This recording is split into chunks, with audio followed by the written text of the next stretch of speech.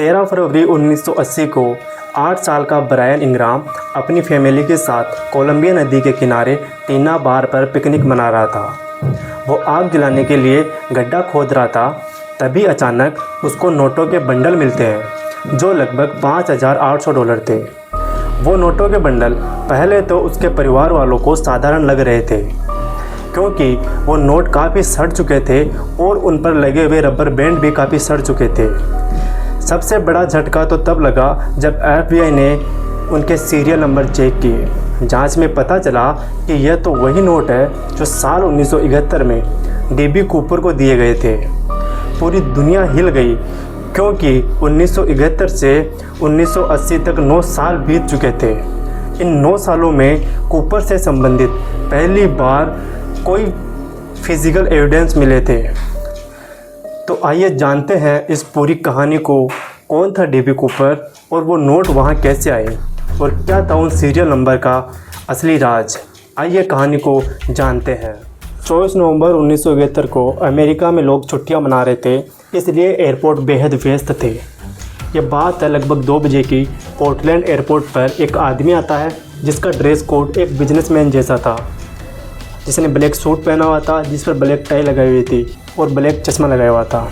ना उसे कोई जल्दबाजी थी, ना ही कोई घबराहट थी, ना उसके चेहरे पर कोई डर था। वो जाता है और अपना टिकट डैन कूपर के नाम से कटवाता है। उस समय अमेरिका में ID दिखाना इतना ज़रूरी नहीं था और ना ही हर जगह मेटल डिटेक्टर होते थे और ना ही इतनी सिक्योरिटी थी।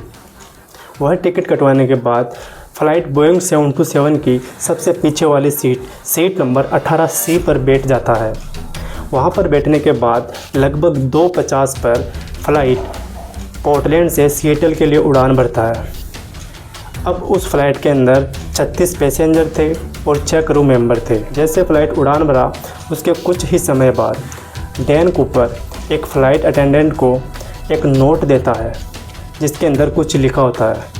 उस फ़्लाइट अटेंडेंट ने सोचा कि ये कोई बिजनेसमैन है जो मुझे अपने नंबर दे रहा है। यह सोचकर वो उस लेटर को, उस नोट को अपने पर्स में या अपने बैग में रख लेती है, लेकिन उसने उसके अंदर पढ़ा कुछ भी नहीं था। तभी डैन कूपर बोलता है कि इसके अंदर क्या लिखा हुआ है, जब तुम जानोगी तो हैरान हो जाओगी। I have a bomb. इतना सुनते ही वो डर जाती है। वो फ्लाइट अटेंडेंट उसके पास में ही खड़ी थी। डैन कूपर अपना ब्रीफ केस खोलता है और उसको खोल कर दिखाता है, जिसके अंदर रेड कलर की बैटरियाँ थी और मल्टीपल वायर्स थी। देखने पे लग रहा था शायद ये बॉम्ब है। ये असली था नकली था किसी को नहीं पता, क्योंकि बाद में ये सूटकेस कभी भी नहीं मिला। जो फ़्लाइट अटेंडेंट थी वो सबको बता देती है, जो उस फ्लाइट के मेंबर थे, जो क्रू मेंबर थे उनको बता देती है। पैसेंजर को किसी को कुछ भी आइडिया नहीं था। वो बताने के बाद अब बारी आती है कि वो ये सब कर क्यों रहा है, क्योंकि ये फ़्लाइट हाईजैक हो चुका था।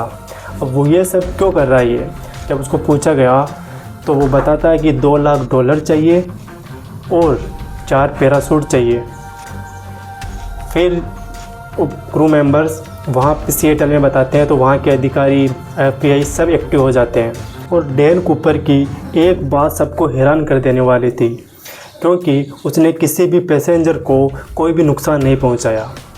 फ़्लाइट लगभग 5:40 पर सिएटल लैंड होती है। उसके बाद वो $2 लाख दिए जाते हैं उसको और 4 पैराशूट दिए जाते हैं। तभी उन सारे पैसेंजर को बाहर निकाला जाता है। फिर वो उसमें ईंधन भरवाता है। अब विमान में केवल को पायलट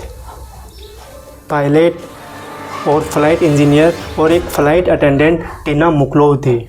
वो उनको जो आदेश देता है वो आदेश जानकर सब हैरान हो गए, क्योंकि वो बोलता है कि इस फ़्लाइट को 10,000 फीट की ऊंचाई पर उड़ाओ।